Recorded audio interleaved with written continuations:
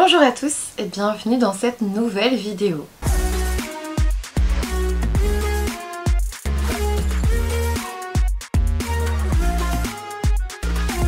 Aujourd'hui il s'agit du book haul d'octobre et j'ai trop hâte de vous le montrer. Alors attention, je n'ai pas inclus dans cette vidéo le book haul d'anniversaire que je vous ai déjà tourné, enfin l'unboxing d'anniversaire. En tout cas je vous invite à aller voir ce que j'ai reçu pour mon anniversaire. J'ai été beaucoup trop gâtée par beaucoup d'entre vous, donc merci encore pour ça.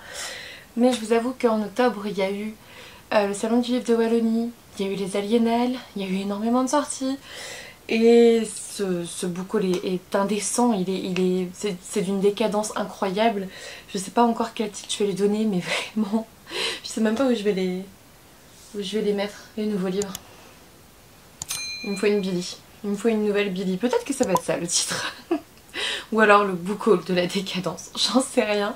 Mais vous allez voir, il y a du beau. D'abord, je voulais commencer par les éditions 404 qui m'ont envoyé le jeu de notre mentor, je dirais, notre idole, notre je sais pas moi, notre modèle, Audrey du Souffle des mots. Donc tu joues ou tu lis, le jeu pour les accros de lecture. Comme vous voyez, je l'ai pas encore ouvert parce que parce qu'en fait je voulais faire, je sais pas, un petit réel ou quelque chose dessus, et puis du coup j'ai oublié. J'ai oublié, mais vous savez, c'est le petit jeu avec des défis de lecture, on vous dit quiz, ping-pong de mots, etc.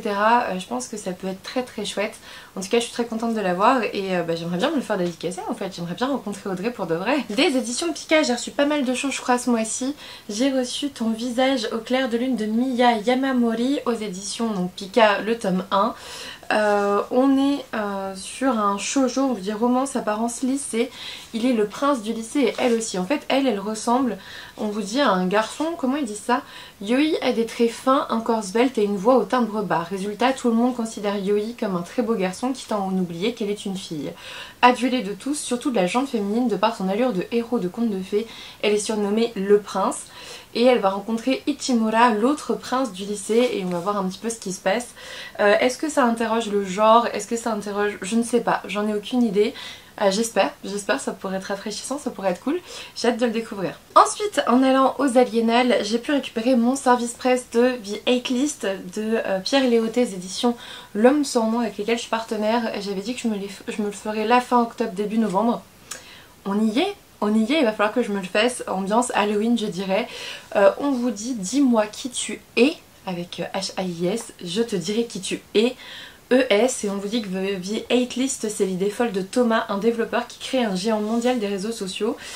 Et en gros vous faites une liste des gens que vous détestez je crois, le plus au monde. Que va-t-il se passer avec cette liste? Je pense qu'on va parler réseaux sociaux, on va parler faits sociétaux, enfin... Je sais pas, ça a l'air intéressant. Et puis Pierre Léautey était tellement adorable, j'ai trop hâte de le découvrir. Je vais passer un peu rapidement, j'ai reçu pas mal de mangas, je vous l'ai dit, des éditions Pika. J'ai reçu d'abord Neko Gahara de Hiroyuki Takei, donc le tome 2. Le tome 1 je l'ai pas encore lu, mais en même temps je vous dis à chaque fois moi je lis 3 tomes par 3 tomes. Là c'est une série en 5 tomes. On est sur un samouraï. Voilà, un samouraï, un chat samouraï j'imagine. Ça avait l'air très chouette. Et puis j'ai aussi reçu le tome 3 de Épouse-moi Atsumori de Taamo. Là pour le coup on est avec Atsumori, non on est avec Nishiki qui a en gros sa vie est toute tracée par ses parents et tout jusqu'à son fiancé. Et il y a Atsumori qui va proposer je crois de la prendre pour épouse, un truc comme ça. Bref c'est un shoujo en 6 tomes là aussi. J'ai reçu la suite de Criminal Fiançailles, le tome 4, Asuka de Asuka Konichi. J'avais adoré les 3 premiers tomes, enfin j'avais bien aimé les 3 premiers tomes, du coup je suis très curieuse de connaître la suite. Et puis j'ai aussi reçu Loin de moi, près de toi, le tome 2 de Kyosuke Kuromaru et Muge. C'est chez Nobinobi et c'est une série en 3 tomes. Je vois où est-ce qu'il est. Ouais, je vois le tome 1, donc je pense que je vais attendre d'avoir le 3ème pour le commencer en fait, enfin pour tout lire d'un coup. Il me semble que on est avec justement cette fille, vous voyez qu'il y a une ombre de chat qui se transforme en chat pour approcher l'homme qu'elle aime je crois. Quelque chose comme ça, je vous en parlerai plus une fois lu. Ensuite je suis beaucoup trop contente, j'ai reçu le tome 6 de Horimiya de Hiro et Daisuke Agiwara aux éditions Nobinobi. J'adore Holly Mia. J'étais à jour je crois, donc j'ai trop hâte de lire ce tome 6 et en même temps pas tant que ça parce qu'après j'en aurai plus à découvrir. Enfin plus pour l'instant. J'ai trop hâte, j'aimais beaucoup, histoire d'amour, d'amitié avec cette jeune fille qui est très jolie et populaire au lycée et ce garçon très réservé, très introverti au lycée et lorsqu'ils se rencontrent dans la vie privée, dans la vie intime, ils sont un petit peu l'inverse et bref j'avais beaucoup aimé. Je vous conseille Holly Mia, j'ai hâte de découvrir la suite. Ensuite j'ai aussi reçu Blissful Land, le tome 4 de Ichimon Izumi. Ça y est, je peux commencer la saga, hein, je le dis depuis que j'ai reçu le tome 3. Pour le coup on est au Tibet au XVIIIe siècle et c'est tout ce qui m'intéressait. Je vois le tome 1, 2, 3, 4, il faut que je me les fasse, on en reparle très vite. Et puis je suis en plein dedans donc ça tombe bien, j'ai reçu le tome 9 de Vampire Dormitory de Matoyama, toujours aux éditions Pika. J'ai regardé, j'avais lu le tome 5 genre début 2021, quelque chose comme ça, enfin vraiment à sa sortie. Donc là j'ai lu le tome 6 pour mon challenge 7 jours 7 livres que j'ai pas vraiment réussi, on va pas se cacher, c'est plutôt 7 jours 6 livres, mais bon c'est pas si mal. Et ben c'est tout, je vais continuer Vampire Dormitory, j'aime bien, c'est un shoujo avec des vampires, assez cliché mais j'aime bien. Ensuite je suis très contente des éditions Charleston, j'ai reçu ce mois-ci Les filles du nouveau monde de Suzanne Desrochers. Vous savez ce sont ces filles de la salpêtrière qu'on a envoyées vers le nouveau monde, vers les Amériques, pour se marier avec des colons, des filles qu'on a finalement sacrifiées à Paris en 1669 vers la Nouvelle-France. J'avais trop envie de découvrir cette histoire. Il fait 300 pages. Oh, attendez, le dernier c'est Note historique. Oh, j'ai trop hâte, j'ai trop hâte de voir un petit peu comment Suzanne Desrochers s'est emparée du sujet. On verra ça. Des éditions Au Diable Vauvert, j'ai reçu Alfie de Christopher Bouix. C'est l'auteur des 7 vies de Léo Bellamy qui a été adapté sur Netflix. Vous savez, c'est Nathalie Trapp que j'ai adoré rencontrer à Montreuil il y a quelques années. Donc là, c'est son nouveau roman Alfie. Et il s'empare du sujet des intelligences artificielles et je pense des dangers que ça peut représenter et ça a l'air super chouette. J'ai participé à la rencontre avec Christopher avant de lire le roman. Je me suis bouché les oreilles quand il y avait quelques spoilers, donc normalement ça devrait passer je pense, j'espère. Ça a l'air de se tirer très vite hein, pour le coup, regardez vous avez des... Alors de 1 les marges sont énormes et de 2 parfois vous avez des pages, mais vraiment alors comme ça, un peu mode pièce de théâtre, je sais pas si vous verrez bien avec le focus. Mais je viens de tomber sur une page où il y avait genre 3 mots, enfin ça a l'air de se dévorer, j'ai hâte. Puis en plus moi j'adore le sujet des intelligences artificielles donc franchement j'ai trop hâte de découvrir ce que Christopher Bouix peut faire avec. De nouveau par Pika, j'ai reçu Sailor V, donc Codename Sailor V de Naoko Takeshi, le tome 2. J'ai toute la collection je crois des Sailor Moon Eternal Edition, donc là... c'est la Sailor V qui arrive. L'édition est vraiment chouette je trouve, c'est très quali, le papier est très chouette en lui-même. Enfin voilà, c'est plutôt top, l'édition reliée comme ça est très qualitative je trouve. Avant-dernier service presse reçu en octobre, j'ai reçu le dernier Clarisse Sabar Sous un ciel étoilé des éditions Charleston. C'est sa romance de Noël de cette année, j'ai été trop contente, j'avais peur de pas le recevoir, j'adore Clarisse Sabar, je me devais de le recevoir vraiment, j'étais trop contente quand je l'ai reçu. Voilà, j'ai le petit marque-page et j'ai hâte, si un jour je peux le faire dédicacer à Clarisse, ça serait vraiment avec un grand plaisir. Parce que j'adore cette autrice, vraiment découvrir Clarisse Sabar, elle est géniale. Et enfin, dernier service presse, il s'agit de Pandore de Susan Stokes Chapman aux éditions Michel Lafon. Ici, on suit une jeune fille qui va se retrouver en 1799 à Londres. Pandora Blake, on vous dit créatrice de joaillerie en devenir, vit avec son oncle Ezekia. Ezekia n'est pas forcément un être super génial, on vous dit que c'est un être vénal et sans scrupules. Et il veut transformer le bazar en contrefaçon. Il y a un vase antique qui va rendre Ezekia très nerveux et Pandora est la seule capable d'en soulever le couvercle. Clairement réécriture du mythe de la boîte de Pandore. J'ai trop hâte. J'ai trop hâte de lire ce mythe, enfin cette réécriture du mythe de Pandore. Clairement j'adore tout ce qui est mythologie etc. Donc on verra, puis en plus c'est chatois, donc regardez-moi cette couverture, elle est juste splendide. Ensuite alors, j'ai reçu pour mon anniversaire à ma petite soirée avec des amis de la part de Sephora qui est Devororia sur Instagram. J'ai reçu Under the Spotlight d'Alex & Rose aux éditions Hugo Push. C'est de la romance dans l'univers de l'industrie musicale il me semble. Et c'est tout ce que j'ai besoin de savoir, c'est en mode drame psychologique d'après la 4e de couverture. Je sais pas, on verra, elle me faisait super envie, je suis très contente qu'elle me l'ait offert, merci encore. Vous le savez, je suis allée au salon des Aliénales au cas où vous seriez passé à côté de mon retour de ce salon. Je suis allée voir Aurélie Wellenstein pour L'épée, la famine et la peste aux éditions Scrinéo. C'est le tome 1, il y aura un deuxième tome je crois l'an prochain. Elle me l'a dédicacé, j'espère vraiment qu'on va pas être sur le même registre que Yardam, mais plutôt sur les autres romans de l'autrice que j'ai aimé. On vous dit, tout ce que j'ai lu, c'est depuis un demi-siècle, le royaume de Comgal s'enfonce dans un âge sombre. Les monstres pullulent. Point, je me suis arrêtée là, je vous jure. Des villages entiers disparaissent dans les toiles d'araignée et les tarantas tissent dans l'esprit des hommes, les condamnant à s'étioler dans la mélancolie et les idées noires. J'adore quand elle mêle un petit peu de psychiatrie et en même temps j'ai tellement pas aimé Yardam. En fait j'aimais beaucoup le côté psychiatrique et sa vision de la folie qui était vraiment très très chouette et surtout de cette dissociation qui était bien mise en avant. Enfin vraiment ça c'était très chouette, mais c'était le côté un peu violent pour pas grand chose qui m'avait embêté. J'espère qu'ici, s'il y a de la violence, et il y en a forcément avec Aurélie, elle sert. Ensuite j'étais allée voir Cédric Cyr, je lui ai pris La Saignée aux éditions Le Livre de Poche. Tout ce que je sais c'est qu'on est sur le dark web. On m'a dit de pas forcément commencer par celui-ci. J'ai aussi, c'est quoi, c'est Avec tes yeux, je l'ai reçu pour mon anniversaire donc je pense que je commencerai par l'autre. Mais comme celui-ci était sorti en poche et que j'avais envie d'aller lui dire bonjour, c'était l'occasion. Ensuite je suis allée voir un auto-édité, je me suis pris Creuse la mort de Paul Clément. Vous savez c'est cette histoire où on suit Frédéric qui est un banquier de province qui sort le matin et voit une tombe qui est creusée dans son jardin. Il la remplit sans vraiment savoir comment ça se fait, je pense qu'il pense à une blague au début et il se retrouve avec 2 tombes le lendemain creusées dans son jardin. Voilà, j'ai hâte de voir ce que ça donne. On m'a dit que c'était pour Halloween, alors on vient juste de passer Halloween, mais pourquoi pas me le faire en novembre quand même. Ensuite je me suis pris le nouveau roman d'Ariel Holz parce que c'est Ariel Holz, ok.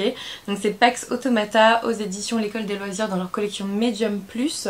Et ici on est en 1889 et on est clairement dans un ouvrage de steampunk avec des automates, hein, Pax Automata. Je vais pas vous expliquer la référence je pense, mais ça a l'air très chouette, ça a l'air très chouette. C'est Ariel, on verra, on le découvrira directement. Ensuite je me suis acheté un manga, je me suis pris Hiret, je sais pas, de Yuki Kamatani, donc le tome 1, la fin du voyage, et je l'ai pris parce qu'on est avec Mika qui ne supporte pas la mort d'un de ses proches et qui s'apprête à se jeter sous un camion pour anéantir sa peine. Bref, elle veut se suicider après un décès. On vous dit les 3 mots-clés, c'est road trip, fantastique et deuil. Évidemment que je me suis pris. Elle est sauvée in extremis par un énigmatique jeune homme qui s'avère en réalité être un zombie. Je m'arrête là ou pas? Je pense que ça suffit. Je pense que ça suffit pour vous donner envie. Ensuite j'ai craqué pour de la romance de Noël. Oui je sais, en octobre. Mais je vous en avais parlé dans les sorties littéraires d'octobre. C'était sûr. Je me suis pris Le Fils du Père Noël est un conte d'Élie Bonnert aux éditions Hugo Poche. Je suis même pas sûre que donner les résumés soit intéressant, c'est toujours un peu la même chose. Ici on est avec Emma qui revient à Holly Falls parce que son père se blesse et bien sûr le fils du Père Noël est un con. Voilà, on se doute qu'ils vont s'aimer. Ça a l'air d'être un haters to lovers. Pourquoi pas, moi j'aime bien quand c'est comme ça, j'aime bien quand ils se disputent au début, ça me plaît bien. Ensuite j'ai pris Snowy Little Lies de Fanny D.L. On a Jill qui ment depuis très longtemps pour ne pas décevoir sa famille. Elle enjolive un peu son travail, elle enjolive plein de trucs. Et là ben, elle doit venir à Noël. Voilà, elle doit venir à Noël et je crois que les mensonges vont éclater. La vérité va éclater en tout cas. Ça me faisait envie, j'avais envie de voir comment elle allait se dépatouiller avec ses mensonges donc... Voilà. Ensuite j'ai pris le Christina Loren, un Noël sans fin qui reprend la thématique du on est coincé dans une boucle temporelle et il faut faire quelque chose pour s'en sortir. On est avec Maylin Jones qui va d'habitude tout le temps dans un chalet dans l'Utah, mais là elle va s'en éloigner pour la dernière fois.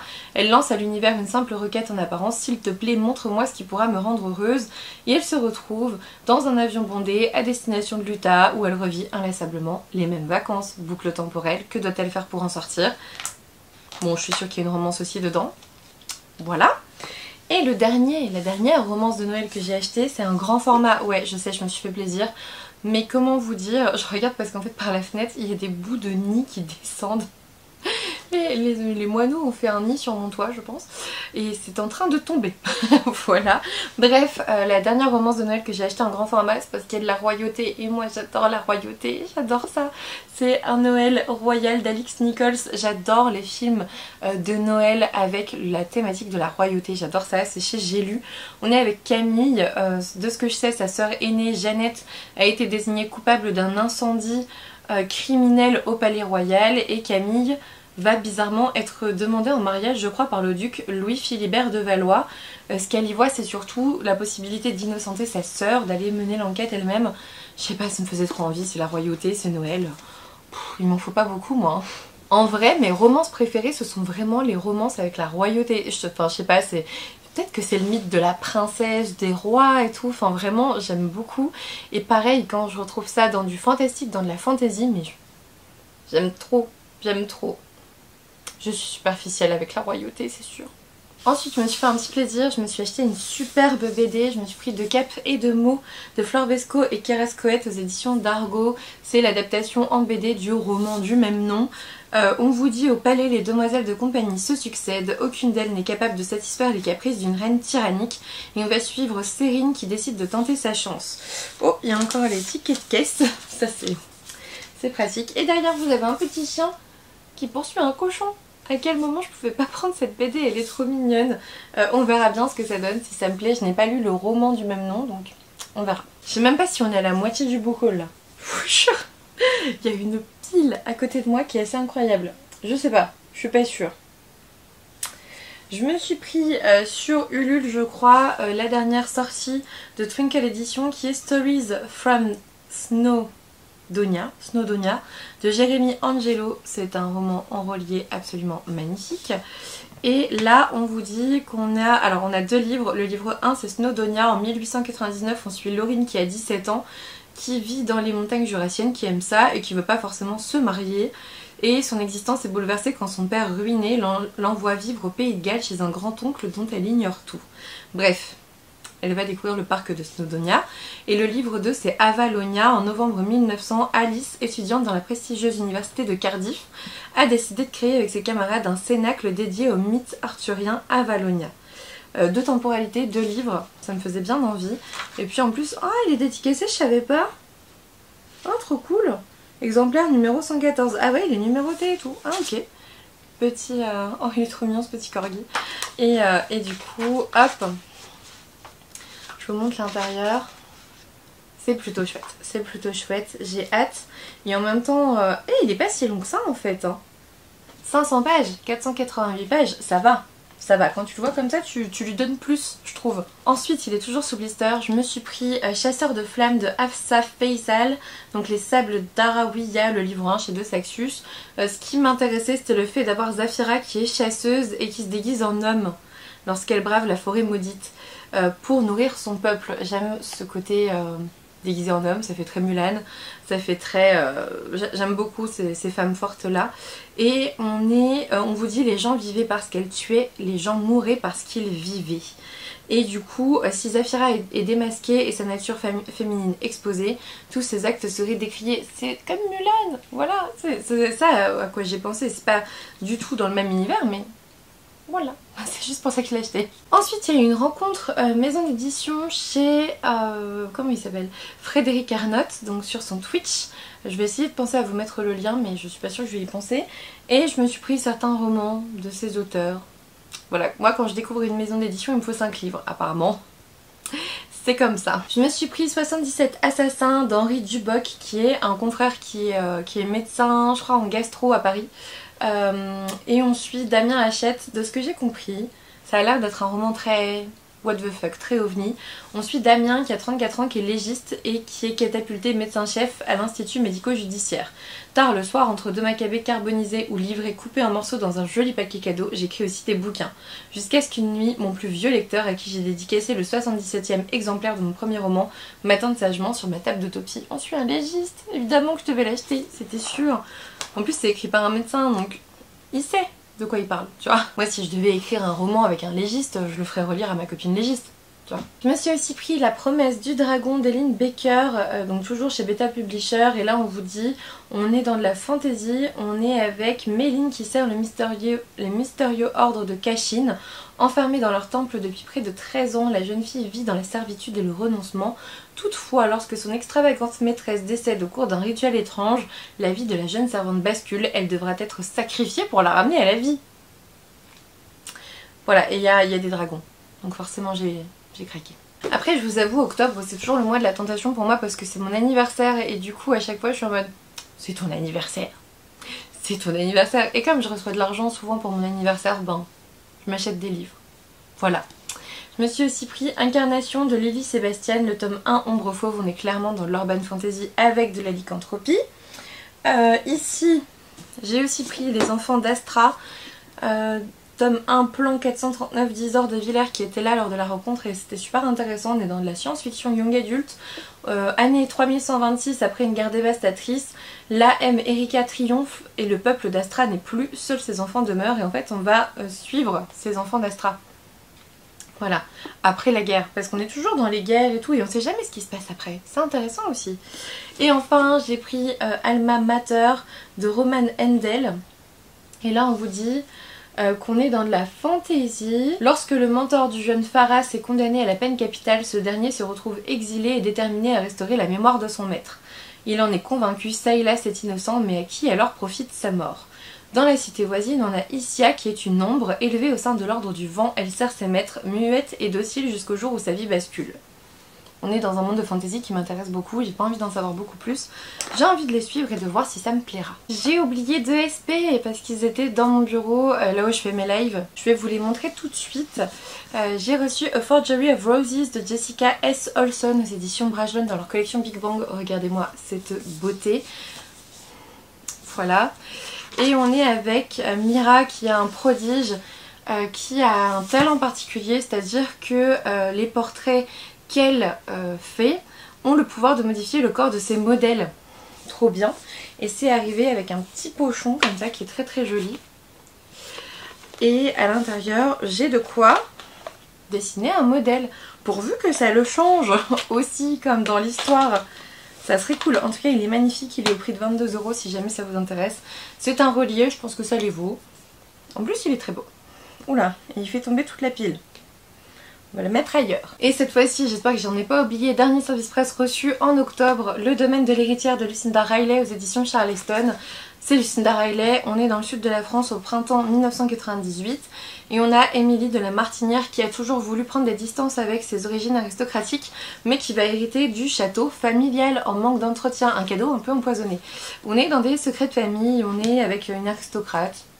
Franchement, entre le Yorkshire et la Provence je crois, ça me fait trop envie, c'est Lucinda Riley, ça va forcément être bien. Ensuite, je me suis acheté la précommande d'un roman qui sortait là le 2 novembre, mais je l'ai reçu avant, donc il est dans ce book haul, où je me suis commandé Tiziri, le tome 1, Le choix d'Astar, d'Alexiane Delis, roman qui a déjà reçu un prix alors qu'il ne sort que demain, roman dont le tome 2 est déjà, va sortir l'an prochain et en gros il est déjà imprimé, donc les gens peuvent déjà l'avoir en avant-première. Vous allez voir, je vais vous montrer les éditions Plume Blanche, les avant-premières pour l'an prochain que je me suis prise. Bref, on est dans un roman qui fait déjà pas mal parler de lui alors qu'il ne sort que demain. C'est assez incroyable, vive le marketing Plume Blanche je trouve. On est avec Tiziri qui est appelée Blanche parce qu'elle est albinisme, parce qu'elle a un albinisme et elle est la meilleure des faucheuses, elle doit nourrir les siens grâce à la chasse. Et en gros, on vous dit que les anciens racontent l'arrivée des écomères sur Terre comme le plus grand cataclysme de l'histoire. Les écomères pouvaient changer la faune et la flore, et chaque plante répondait à l'appel de ses envahisseurs et se liguait contre les humains survivants. Et donc on va suivre Blanche qui fait partie de ces humains survivants. Voilà, ça a l'air trop bien, il est très très beau, regardez-moi ça. Vraiment très beau, il m'a été dédicacé parce que du coup il était en précommande. J'ai hâte, après tous les avis que j'ai lus, j'ai vraiment hâte. Du coup je vais vous montrer rapidement ce que j'ai acheté au salon du livre de Wallonie. Ce ne sont que des avant-premières des éditions Plume Blanche. Si vous les voulez, vous pouvez prendre le pack des éditions Plume Blanche. qui est encore disponible jusqu'à décembre je crois. Moi je vous avoue que du coup vu qu'ils étaient tous là j'ai pu choisir ceux que je voulais et ne pas prendre le pack, ça m'a coûté moins cher et au moins je peux, après au pire si j'en veux d'autres je pourrais les précommander, mais j'ai déjà quelques romans qui sortent l'an prochain et j'ai pris Paulinette, Faux et Paillettes de Serena Howell. J'aimerais bien le lire là en novembre. On est avec Pauline qui a 6 ans et qui a une faux comme papa et maman, bref c'est l'une des plus jeunes faucheuses, ça doit être trop mignon. En plus c'est écrit assez gros pour du Plume Blanche, hein. Pour le coup regardez c'est écrit super gros, ça fait très jeunesse halloweenesque, bref. J'ai hâte de le découvrir et en même temps je crois que pour vous il sort qu'en mars. Je pense que je vais me le faire là en novembre et puis je vous en reparlerai au moment de sa sortie, ça serait pas mal. Ensuite celui-ci, il faudra pas que je le lise forcément trop vite parce que je crois qu'il sort qu'en décembre prochain, je crois.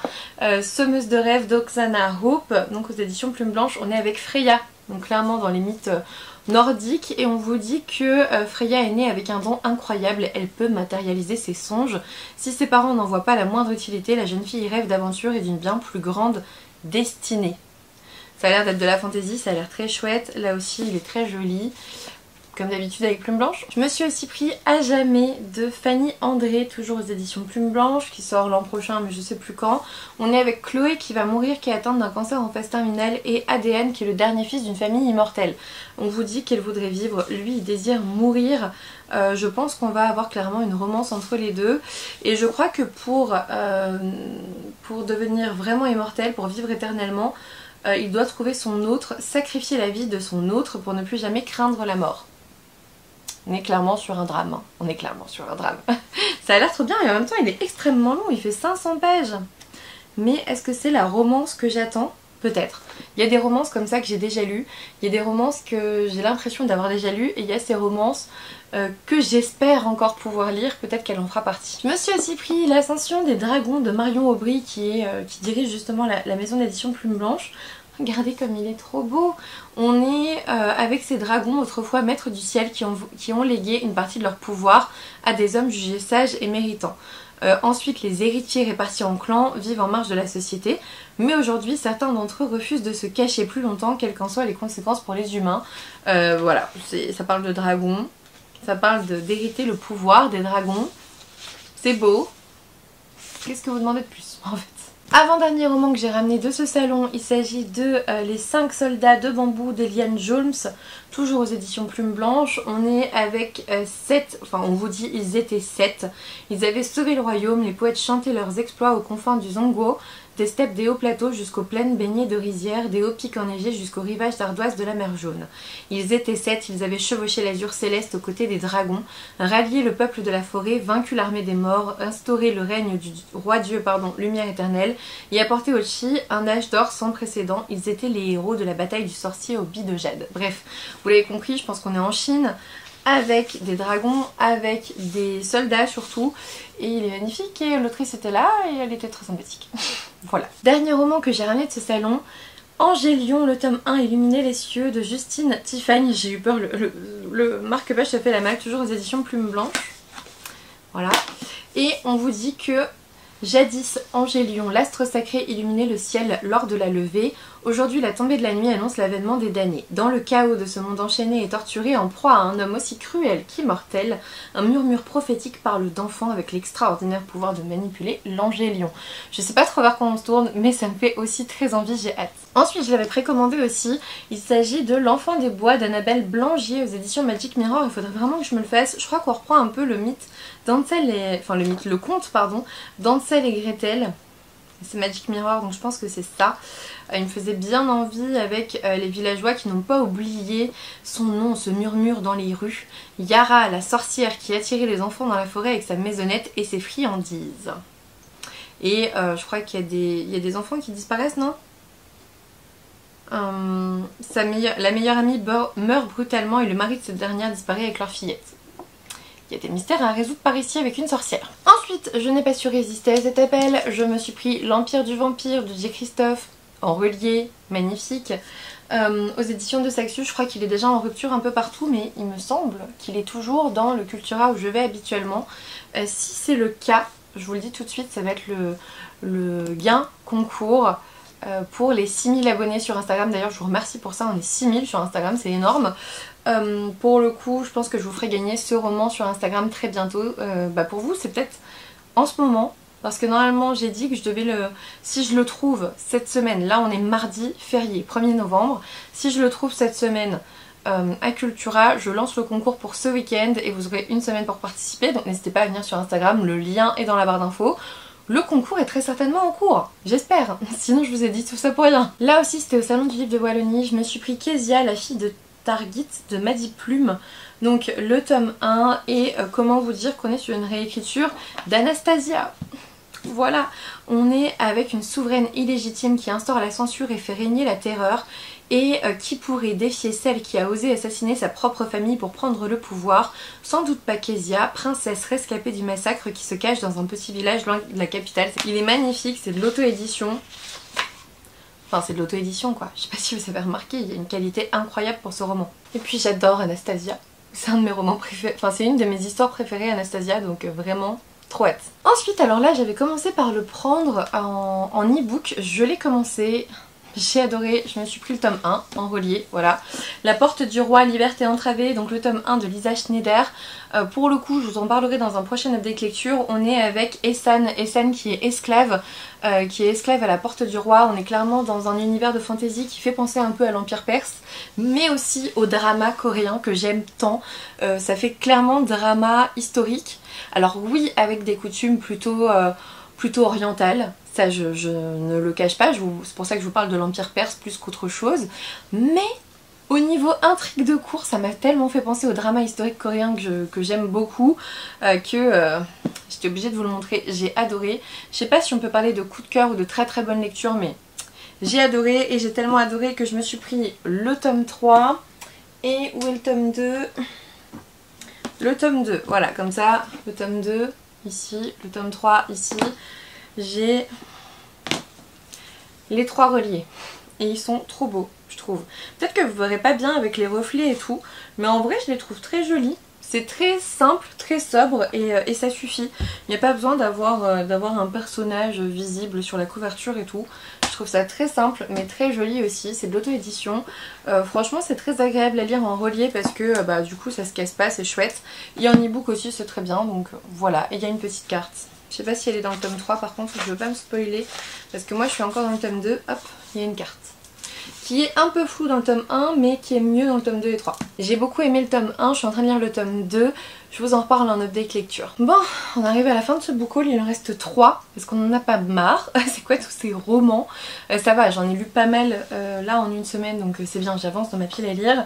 J'ai acheté la précommande de La Duchesse de Buckingham de Shannon Malka aux éditions Hurlevent parce que c'est ma très chère Sarah de Mrs. Bookiermond qui est l'une des éditrices de cette maison d'édition, donc franchement je les soutiens à fond.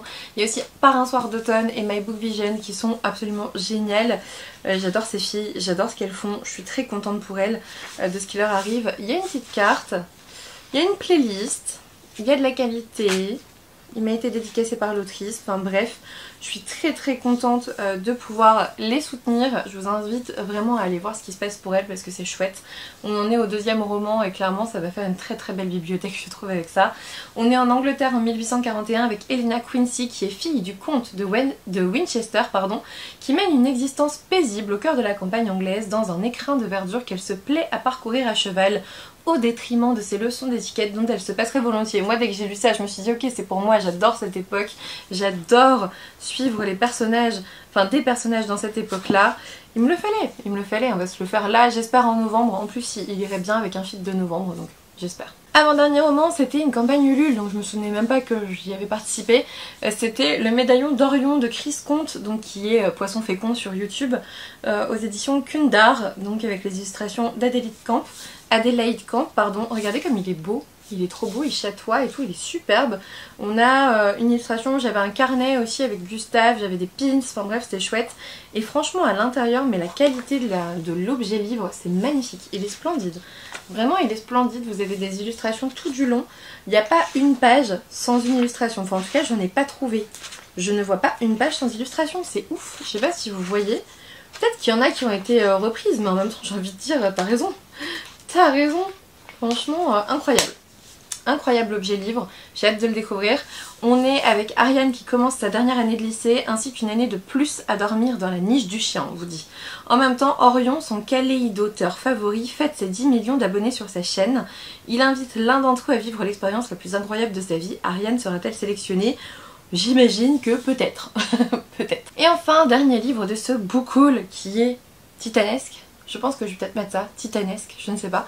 Et il s'agit de Lee Chin de Kyung-Suk Chin aux éditions Piquier. C'est un roman que j'ai acheté d'occasion parce que ma professeure de coréen, je vous ai dit que je prenais des cours de coréen, elle en a parlé lors d'un cours d'histoire.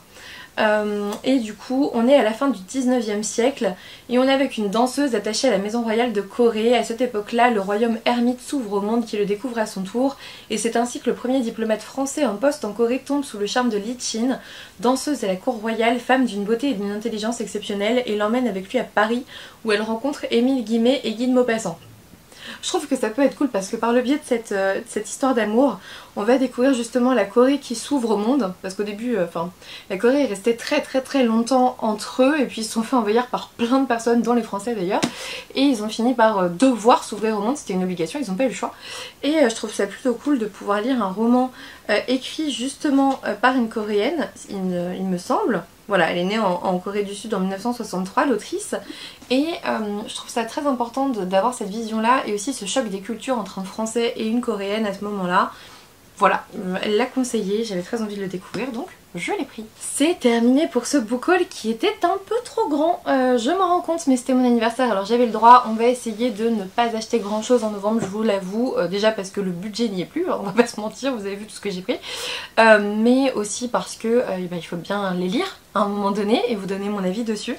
Donc voilà, je suis très contente de mon mois d'octobre. Halloween a été plutôt cool, mon anniversaire a été plutôt cool, enfin Halloween, j'étais de garde à Halloween, hein. Hier soir j'étais de garde, mais l'ambiance un peu Halloween et tout, ça a eu l'air de vous plaire dans les vidéos, donc je suis trop contente de ça. Merci beaucoup pour tous vos commentaires ce mois-ci, vous avez été incroyables. On a passé les 6000 sur Instagram aussi, donc incroyable sur Instagram. Je vous prépare un concours très bientôt, les 8000 sur YouTube. Je sais pas si vous avez vu, je ne sais pas si on les atteindra avant la fin 2023. J'aimerais bien parce qu'il reste 30 abonnés, mais voilà, parfois c'est pas évident. Ça fait des mois que je stagne globalement au même nombre d'abonnés, donc on verra si on les atteint avant 2023. Si c'est le cas, il y aura bien sûr un concours sur YouTube.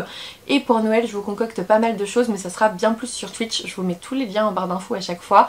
J'espère que cette vidéo vous a plu. N'hésitez pas à me laisser un petit pouce bleu, à vous abonner si ce n'est toujours pas fait, parce qu'on vise les 8000 pour 2023, les gars. Et puis moi, je vous dis à bientôt pour une nouvelle vidéo.